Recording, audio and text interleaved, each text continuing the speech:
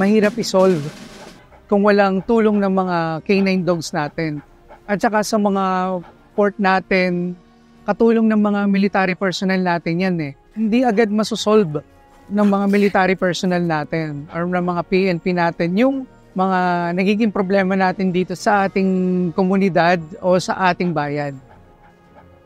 So nagsimula ako maging isang kennel attendant. So taga-alaga, taga-paligo ng mga aso. Pumasok ako sa isang canine training center o school sa Rizal. So pagkatapos noon makagraduate kami, I'm the one of top student. Then yung presidente nung school na yon, nakita yung CV ko.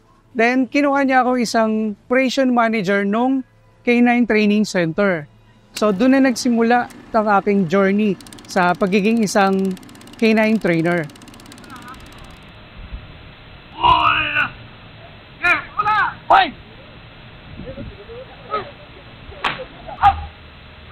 Unang-unang dog ko na na-train is si Jasper.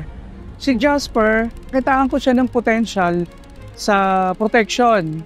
So, siya yung kauna-unahan dito sa Pilipinas na Jack Russell na marunong sa protection training. And the same time, isinali ko rin siya sa dog show. Champion siya sa Philippine Canine Club na panalo ko siya. At the same time, isinali ko rin siya at tinrain ko rin siya sa agility competition. Isinali ko rin siya sa obedience competition. Doon ako nagsimulang mag-breed kasi yung bloodline niya is maganda siya for search and rescue. So, tinrain ko siya sa search and rescue pero hindi pa ganun ka huli. Unlike yung sumunod, tinrain ko siya ng cadaver. Siguro tumagal siya ng mga 2 years bago ko siya na-train. Siya yung dog na ipinadala namin sa nung bagyong Yolanda na nakakuha siya ng 84 cadaver bodies. And sumunod, si Jack, isang Jack Russell din ulit. Dito po kami, medyo mahirap-hirap na senaryo.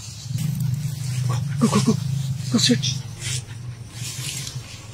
Come on, where's the ball? Where's the ball? Go. Tinrain ko siya sa cadaver dog. Marami siyang nakuhang cadaver bodies, lalo na yung sa Kalamba. At saka sa yung bumagsak na Cessna plane sa Aurora noon. Where's the ball? Good boy! Good boy! Ngayon, may mga trainee ako. So, ang nandito yung tatlo, si Vladimir, ito, si Vladimir, si Chewy, at saka si Marcus. Sila yung mga new generation ng mga cadaver dog.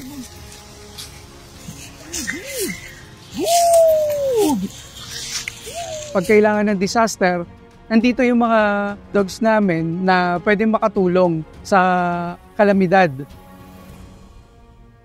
Meron tayong mga types of sniffing dogs. So, meron dyang narcotic detection dog, explosive detection dogs, meron siyang tracking dogs. Tracking dogs yun yung mga, sabihin na natin, pumuga ng mga nakakulong natin. Sa search and rescue, ang human remain dog, yun yung mga cadaver dogs. Meron din namang live find na naghahanap naman ng mga buhay na tao, like yung mga natabunan na buhay pa. At meron din, sinasabi natin, isang category sa search and rescue na tracking dogs din. Kumbaga, yung nawawalang tao, pwede nating ipaamoy yung kanilang mga belongings, like yung damit.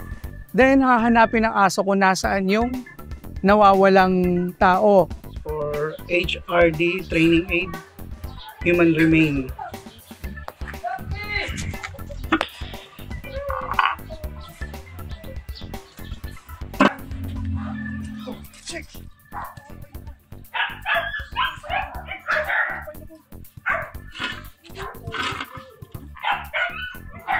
Sa mga categories na nabanggit natin, actually hindi pa pwede, kapag sinabing sniffing, hindi siya pa pwedeng halimbawa, bum sniffing dog na siya, and the same time narcotic pa siya.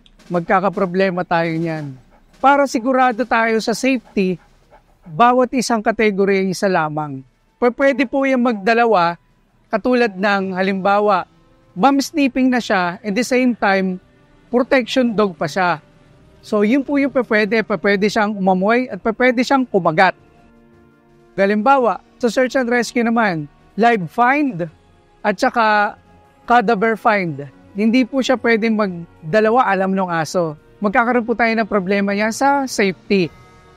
Isa pa po, magiging inconsistent yung kanilang pang-amoy. So, hindi ka sigurado 100% na nakuha ba nung aso mo yung subject or hindi. Para sigurado kayo sa operation, una, pinapaamoy muna namin dyan ng live. Sumunod ng tracking. Pangatlo, last is yung cadaver. Actually, pag meron operation na nandyan, sinasama na natin siya sa operation. Para at the same time, tinuturuan mo na rin sila sa operation na yon. Pero may kasama kang pinaka-top dog mo na nandun. So, sila matitrain na rin. Kalimitan na kinukuha sa mga service dog is matataas ang prey drive niyan. Ano ba yung prey drive? Yung prey drive is yung, halimbawa, itong mga Jack Russell, mahilig to sa mga rodents. Pag nakakita to, talagang papatayin nila kasi breed sila para doon na maghanap ng mga rodents.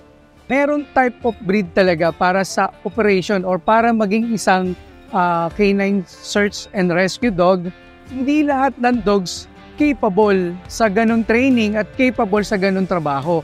I-assess mo sila sa lahat ng dog na ite-train mo, meron dong hindi pa pwede talaga. So wag mo nating pilitin na sabihin natin for bragging lang na ito is trained na HRD pero hindi naman. Sa ngayon naman kasi andyan na ang internet Pwede kang manood sa YouTube, i-google mo lang yan kung paano. Pero merong mga trainer talaga na para dyan na certified.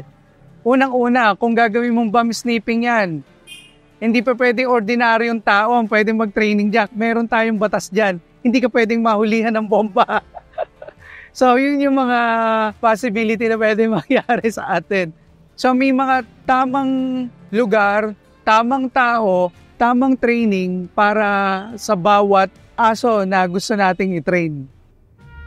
Ano ba ang purpose natin sa kanila?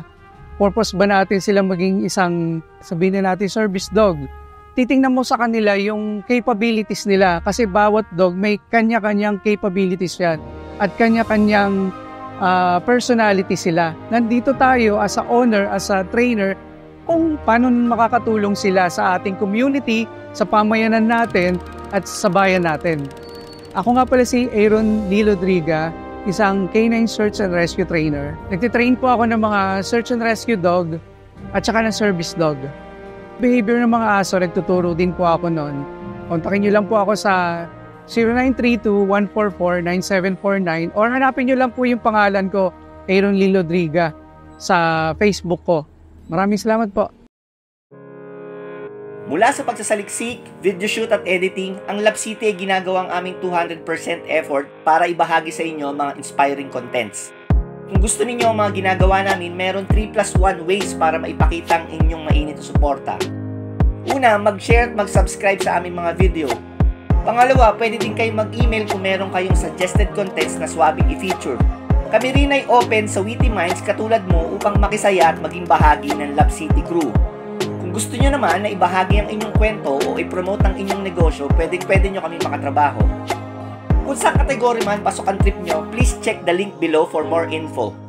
Kung nais nyo sumama sa aming paglalakbay, tara ka syudad, adto ta!